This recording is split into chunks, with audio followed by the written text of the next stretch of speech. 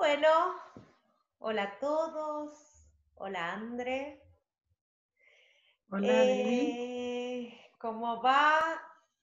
Bueno, este es un video más de la serie Diálogos en Cuarentena, Ficciones y Afecciones. Y este video de hoy se llama El cuerpo en la clínica de las adicciones, en Caminando superficies y profundidades. En esta ocasión me acompaña Andrea Dower. Andrea es psicóloga, es especialista en adicciones, trabaja desde hace muchos años en el Centro de Salud Mental número 1 y en la práctica privada también desde hace muchos años. Es directora asistencial de Grupo 10, que es una institución que trabaja en prevención y asistencia en adicciones.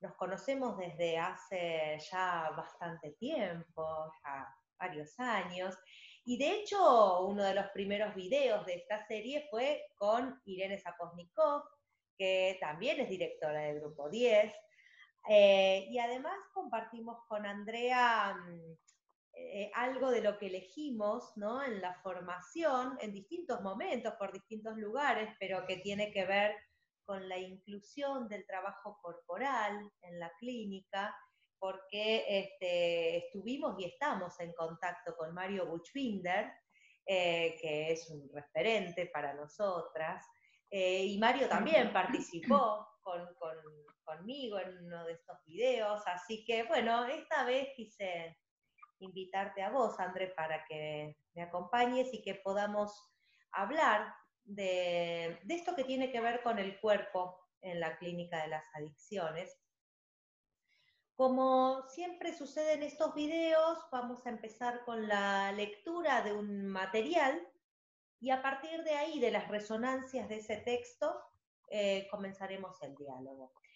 En esta ocasión, el texto no es de ficción, sino que es un texto vivencial.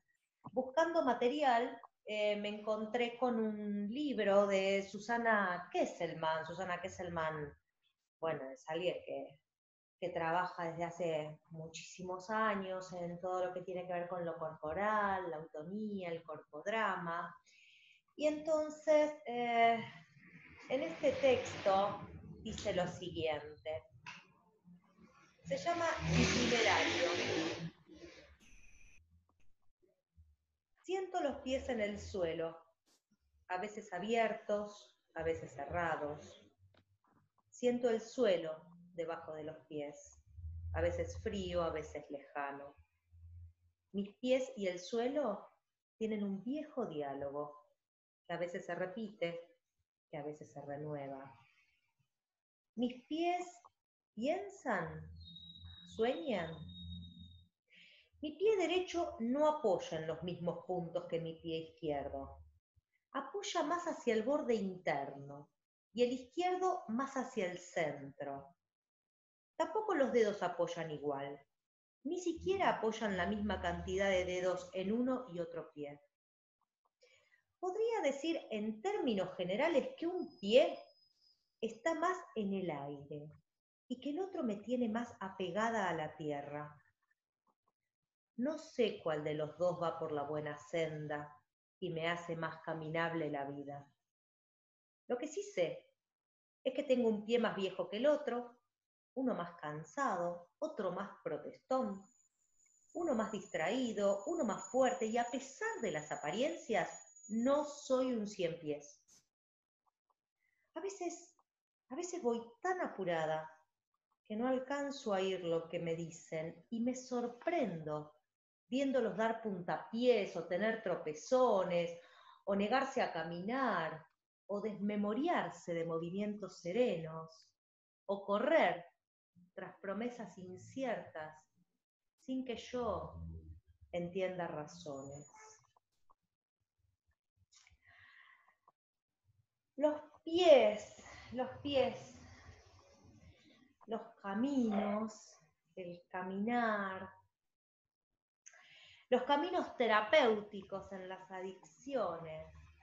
Me gustaba pensar en esto de los pies caminando, de los pies de los pacientes, de los pies de los terapeutas, de los apoyos. Y entonces me parecía interesante, André, comenzar hablando en principio de dos cuestiones que se me vinieron como preguntas. Una es, ¿con qué cuerpo suelen llegar a tratamiento los pacientes adictos? ¿Qué cuerpo traen, ¿no? Desde tu experiencia, desde tu recorrido clínico. Y la otra cuestión es, ¿qué lugar tiene el cuerpo o qué lugar vos le das al cuerpo en los abordajes terapéuticos, en los tratamientos? Así que, todo tuyo. Bueno, no, a ver, no puedo dejar de lado lo que acabas de leer, Débora, porque Susana va haciendo como un recorrido, ¿no?, de todas las partes del cuerpo y hace énfasis en los pies. Y un poco la manera que yo tengo de introducir ciertas técnicas, que después te voy a explicar por qué me parecen importantes con este tipo de pacientes, mucho del trabajo que hago con ellos es tomar conciencia del cuerpo, descubrir, explorar, muchas veces encontrar lugares totalmente que estaban en ellos muy disociados, porque en general llegan con cuerpos dañados, con muchísima desconexión de las sensaciones corporales, cuerpos duros que hay que empezar a ablandar, que hay que empezar a moldear, acorazados, ¿no? Cuerpos que se despiertan muchas veces a partir de las sustancias, muchas veces buscan en las sustancias despertar un cuerpo que está anestesiado y dormido, pero al mismo tiempo después esa misma sustancia los termina anestesiando, ¿no? Por supuesto, en cada persona y según la propia historia y la propia subjetividad, la sustancia va a generar distintos efectos y buscan en la sustancia distintas funciones, ¿no? Pero yo te diría para empezar que una de las cosas que para mí son fundamentales en el tratamiento de las adicciones es generar un clima. Y para generar ese clima hay que poder ablandarlos. Y para poder ablandarlos hay que generar un vínculo de confianza con ellos, porque son pacientes que vienen muy desconfiados, que les cuesta mucho armar transferencias. Y yo fui descubriendo a lo largo de los años que muchas formas de llegar a no solo armar vínculos, sino también a que se pueda expresar el inconsciente. A veces la palabra no alcanza y hay que entrar por otros lugares, ¿no?, que permitan tocar, ¿no? Ese toque que no necesariamente es toque real, a veces puede ser, pero no necesariamente, es como tocarlo, y tocarlo desde el sonido de la voz, desde el clima afectivo que se genera en ese vínculo, que puede ser a nivel individual o a nivel grupal, que ahí hay todo un tema también a desarrollar, ¿no?, de por qué los grupos en este tipo de patologías para trabajar. Entonces yo te diría que primero hay que poder generar ese clima, y para eso hay que empezar a trabajar o hay que introducir el tema del cuerpo. La piel es un recurso muy interesante también en estos pacientes. Ahora estoy pensando que muchos pacientes que tienen este tipo de problemática también han pasado por situaciones de cortes, ¿no?, de cortarse la piel. Y la piel, sabemos que es el órgano más extenso del cuerpo y que tiene una sensibilidad que en realidad tiene que ver con los primeros desarrollos del ser humano, ¿no?, embrionario, y después cuando salen y los primeros encuentros con esa madre que le da vitalidad a ese cuerpo, y la piel es lo que está en contacto con el afuera, es como ese borde, ¿no?, es esa cobertura que nutre hacia adentro y puede proteger hacia afuera, pero también es permeable al afuera.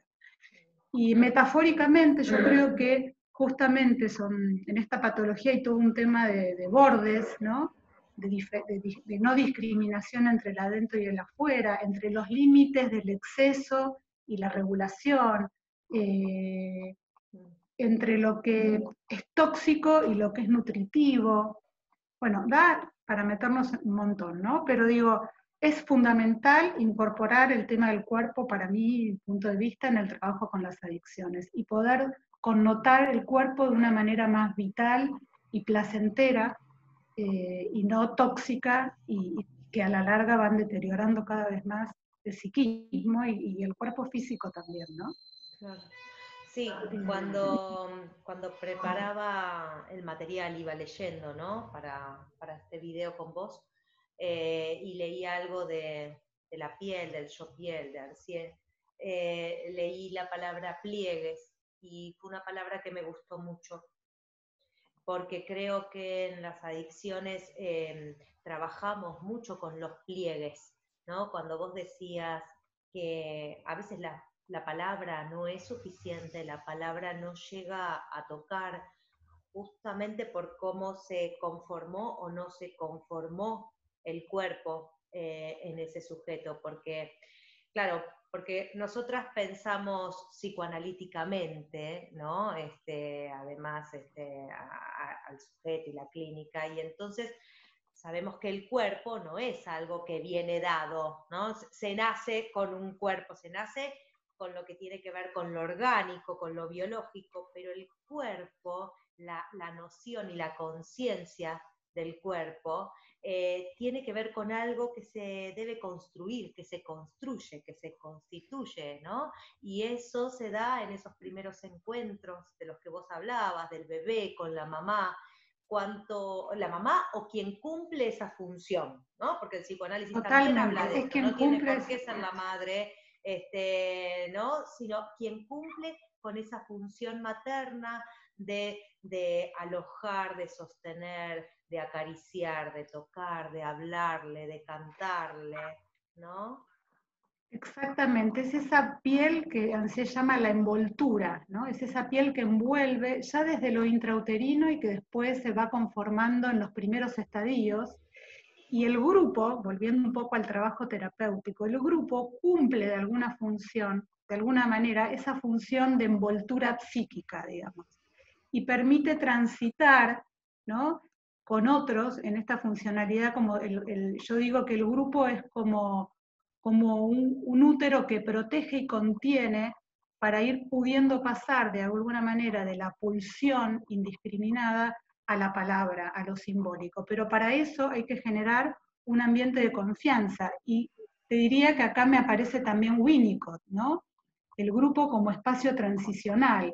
Eso que le permite al bebé empezar a discriminar entre el adentro y el afuera, ese momento, como te diría, ellos muchas veces buscan en la droga esa ilusión de completud, esa ilusión de no falta, ¿no? Que en realidad después termina fallando, no es posible, no se llena con la droga.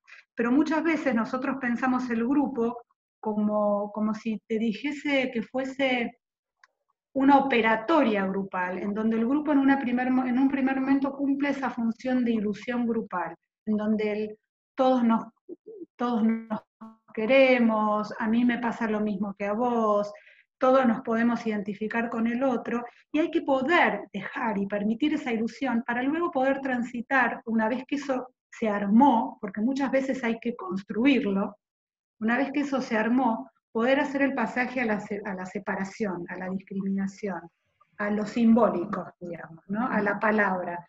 Por eso yo digo que todo el trabajo en lo preverbal muchas veces es condición para luego poder pasar a la palabra, poder pasar al significante. Pero primero hay que construir algo ahí que está como, diría, rengo, para llamarlo de alguna manera. Por Claro, eso sí. el trabajo grupal es tan importante con estos pacientes y estas técnicas preverbales, ¿no? Como manera de acercarnos a construir un paciente también, ¿no? Claro, porque en realidad es el paciente, en todos los casos me parece, pero en la clínica de las adicciones en particular, traen un cuerpo a ser construido, ¿no? Así como al paciente hay que construirlo, se trata de cuerpos, por lo menos en mi experiencia en la adicción al juego, personas que están durante horas y horas y días en un bingo, sentados frente a una máquina tragamonedas, sin comer, sin tomar nada, fumando mucho, sin interrumpir el juego para ir al baño, para hacer pis, con lo cual muchas veces comienzan a usar pañales para no interrumpir el juego, ¿sí? Con todo lo que esto implica, ¿no? Hablábamos de los bebés y del cuerpo, entonces un adulto que decide ponerse un pañal para no dejar de jugar ese juego que por supuesto no tiene que ver con lo lúdico ahí, sino con lo patológico, heridas que se abren en las salas de juego, personas que están recién operadas y todavía, previo al alta, van a jugar y se les abren las heridas ahí. Mujeres que empiezan el trabajo de parto frente a la máquina tragamonedas y no quieren ir a tener a su bebé porque no quieren, no pueden soltar la máquina. Es decir, estamos hablando, claro. exactamente, estamos hablando entonces de cuerpos que la boca, los dientes que se les van rompiendo, las muelas por la tensión, personas que no duermen, entonces son cuerpos que a la entrada de un tratamiento están profundamente estragados, deteriorados, abandonados, por supuesto que no van al médico porque no hay un cuidado, no hay un registro del cuerpo, no hay un registro de lo propio y lo que tiene que ver con el deseo, ¿no? Lo que tiene que ver con eso que en todo caso lleva a que los pies caminen de una manera y hacia algunos lugares, sino que más bien llevan hacia otros, llevan siempre al mismo lugar. En el caso del jugador puede empezar a caminar para algún lugar, pero los pies lo terminan llevando siempre al bingo. Entonces, en los tratamientos llegan esos pacientes, llegan esos cuerpos, y está también el cuerpo nuestro, ¿no? También el cuerpo de los terapeutas, porque de esto también me interesaba que habláramos, André, porque Es no súper es algo, interesante. ¿no? Sí, De lo que se hable demasiado. Cuando yo no, proponía pensar y hablar de esto, yo pensaba, ¿no? Que los psicólogos muchas veces creemos que nuestro cuerpo, a la hora de estar frente a los pacientes, es de acá para arriba, ¿no? Digamos, sería esta parte, especialmente la oreja, porque es nuestra herramienta de trabajo, escuchamos, la boca para decir alguna que otra cosa, y la cabeza, ¿no? La mente que piensa, que es de acá para arriba. Y resulta que de acá para abajo nos pasa un montón de cosas también mientras estamos escuchando, mientras estamos viendo personas que nos traen su es, padecimiento, ¿no? Entonces, ¿qué nos pasa en el cuerpo a los terapeutas y específicamente en la clínica de las adicciones? bueno, viste que la clínica de las adicciones apela siempre al lenguaje de acción, es más del lado de la acción que de la reflexión y de la introspección. Y muchas veces estos pacientes nos llevan a entrar en la misma modalidad que ellos, ¿no? Y uno ahí pierde como también los propios bordes, de los propios excesos. Uno a veces se encuentra trabajando en estas temáticas fuera de horarios, con el WhatsApp abierto todo el tiempo, uno pierde el borde, el registro, a qué proximidad también se tiene que acercar a estos pacientes que arrasan con los tiempos del terapeuta, arrasan con los límites, hasta dónde, ¿no? Entonces, yo creo que esto implica un trabajo de autoconciencia de uno con uno todo el tiempo, en lo personal. Es como si yo te diría, es cuanto más presentes nosotros que tenemos que estar con nuestro propio cuerpo, pudiendo integrar, no es esto y eso, sino desde el centro poder integrar, y que yo creo que el centro es lo que hace que uno vuelva al eje todo el tiempo y que pueda frenar el impulso del otro y pueda frenarse uno también a salir como bombero. Y para eso es fundamental el trabajo en red, el trabajo en equipo. Porque si uno no tiene un equipo en el cual sostenerse, probablemente uno se lleva al acting, digamos. Entonces, la red que contiene también es para los terapeutas, porque en las adicciones no trabajas nunca solo. Siempre trabajas con el psiquiatra, con el terapeuta familiar, por ahí con el terapeuta individual, si vos sos el terapeuta del grupo también. Entonces es una red que el grupo y el equipo tiene que funcionar como red para los mismos terapeutas, como otro cuerpo que de alguna manera contiene y sostiene a cada profesional en este trabajo, que es muy frustrante.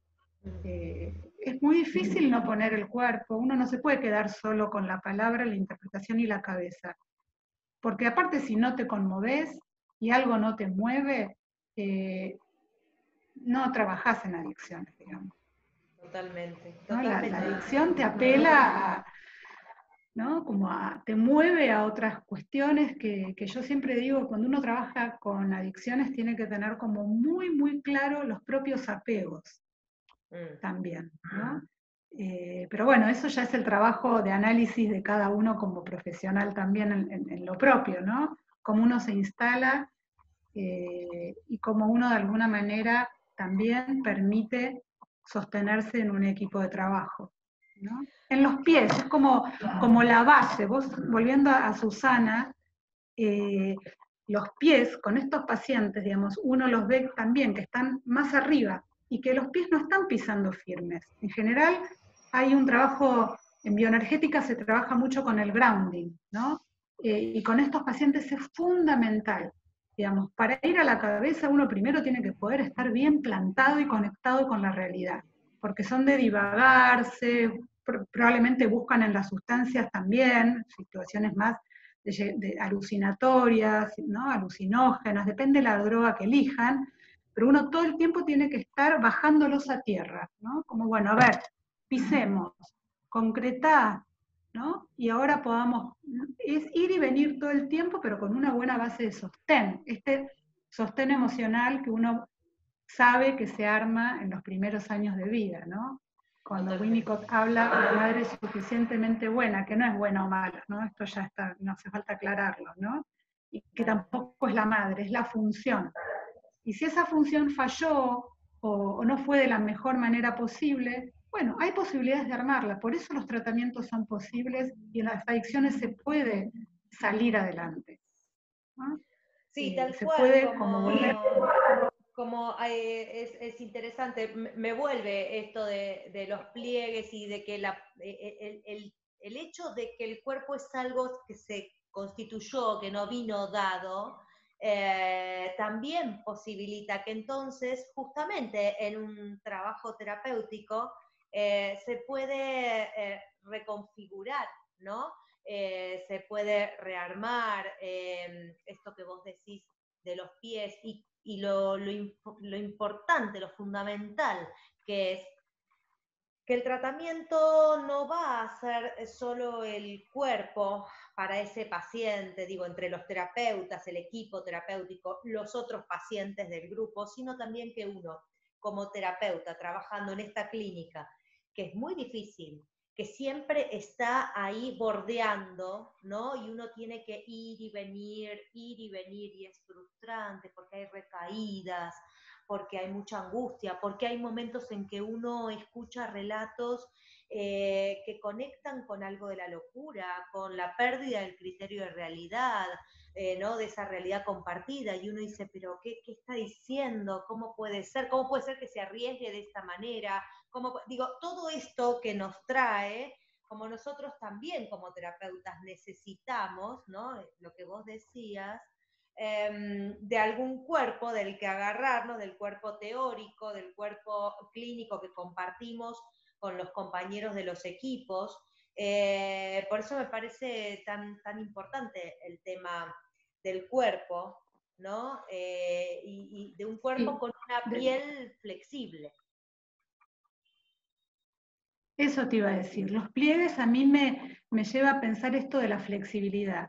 ¿Por qué te digo esto? Porque estos pacientes, yo siempre digo, te patean el tablero, te apelan a tener que sacar herramientas de donde sea para poder sacar la creatividad. Entonces, todo el tiempo apelan a la creatividad de uno como terapeuta, ¿no? Y los pliegues, vos hablabas de los pliegues, ¿no? Y yo creo que el pliegue lo que a mí me resuena es esa flexibilidad. Porque si no hay flexibilidad, no hay pliegue, hay corte, ¿no? Claro, hay ruptura.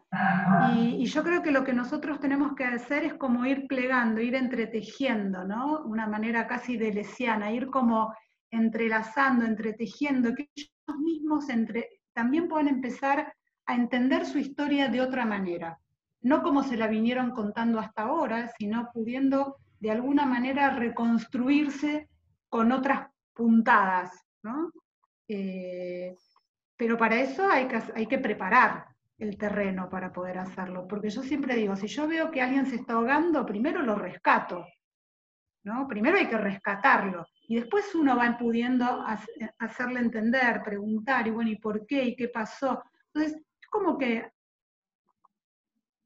a ver, es como si yo dijese que con estos pacientes hay que hacer un trabajo preliminar para luego poder entrar en un análisis que uno diría que es más un análisis psicoanalítico.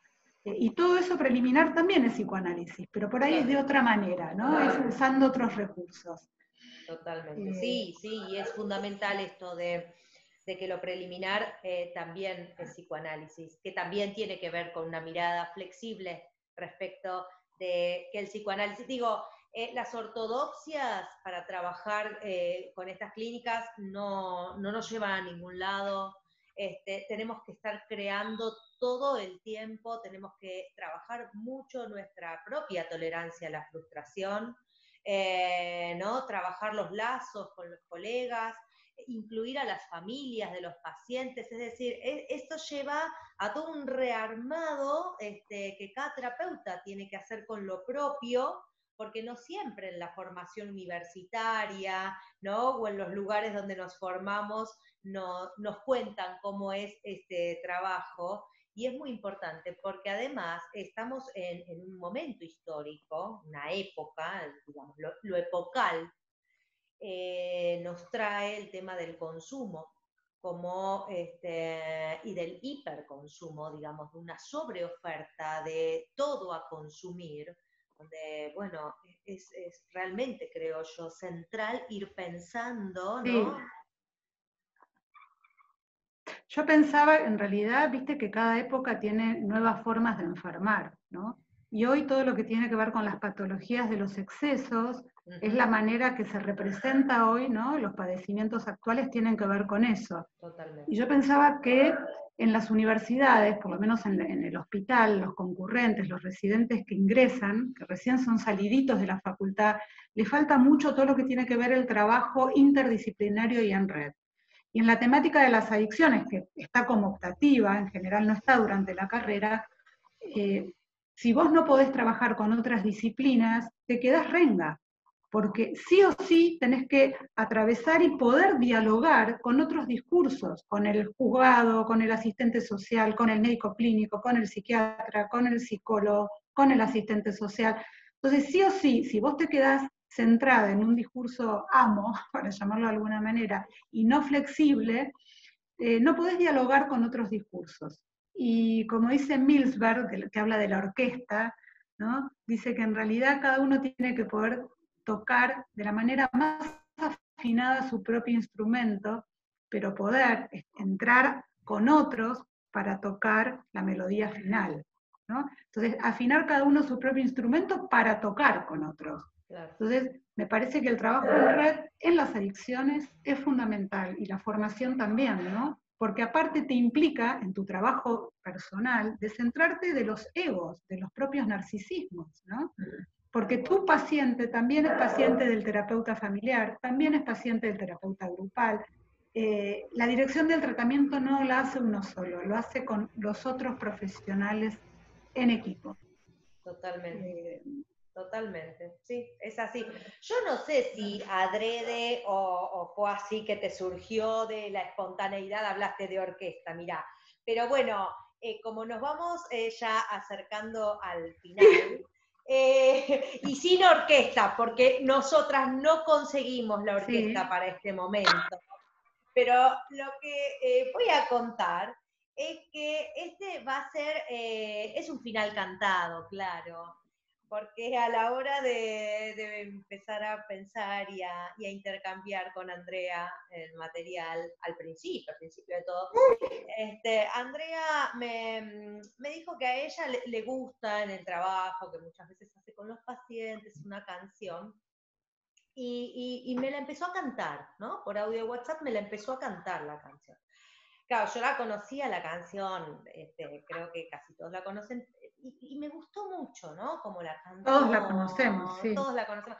Y entonces empezamos a jugar ahí por audio, y yo le decía, ay, qué lindo que cantás, Andre, ay, qué lindo, podríamos cantar, y la señora lo agarró, y dijo, ¿cómo que no? Dale, cantémoslo. Y yo, que no me quedo atrás, cantemos. Así que yo, en principio, pido disculpas por este momento, porque Yo también, ¿eh? Nunca canté en público, nunca en mi vida canté en público, pero digo, si nosotros le vamos a pedir a los pacientes que se animen a atravesar el miedo y las inhibiciones, tenemos que empezar nosotras, ¿o no? Pero perfectamente, perfectamente. Así que vamos a cantar y de esta manera vamos a cerrar. La canción Honrar la vida, así se dice, honrar Qué la lindo. vida, honrar la vida. Bueno, vamos a arrancar. Voy a empezar yo, André, ¿está bien? Me parece mejor, sí. Vamos a intentar. Bueno, cuando digo 3, 1, 2 y 3. No, permanecer y transcurrir, no es perdurar, no es existir, ni honrar la vida. Hay tantas maneras de no ser, tanta conciencia sin saber, adormecida. Merecer la vida no es callar ni consentir. Tantas injusticias repetidas es una virtud, es dignidad y es la actitud de identidad más definida.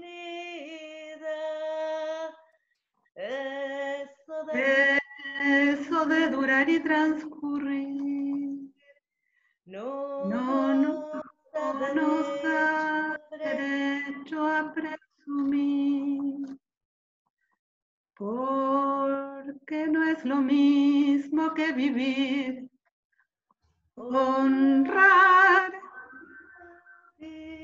la vida.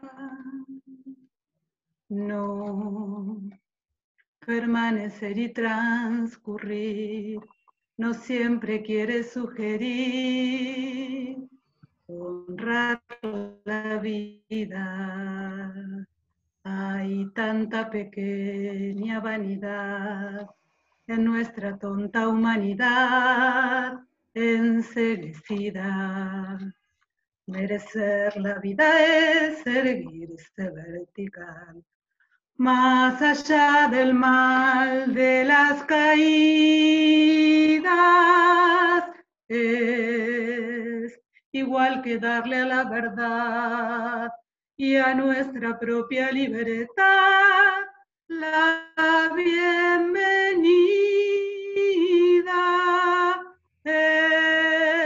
Eso de durar y transcurrir no nos da derecho a presumir, porque no es lo mismo que vivir. Honrar la vida. Se cortó, ¿no? Bueno. Se nos cortó. No se cortó, Se cortó la señal en la... Mirá, ahora vamos a ver cómo salió, te lo voy a mandar. Bueno, André, un placer.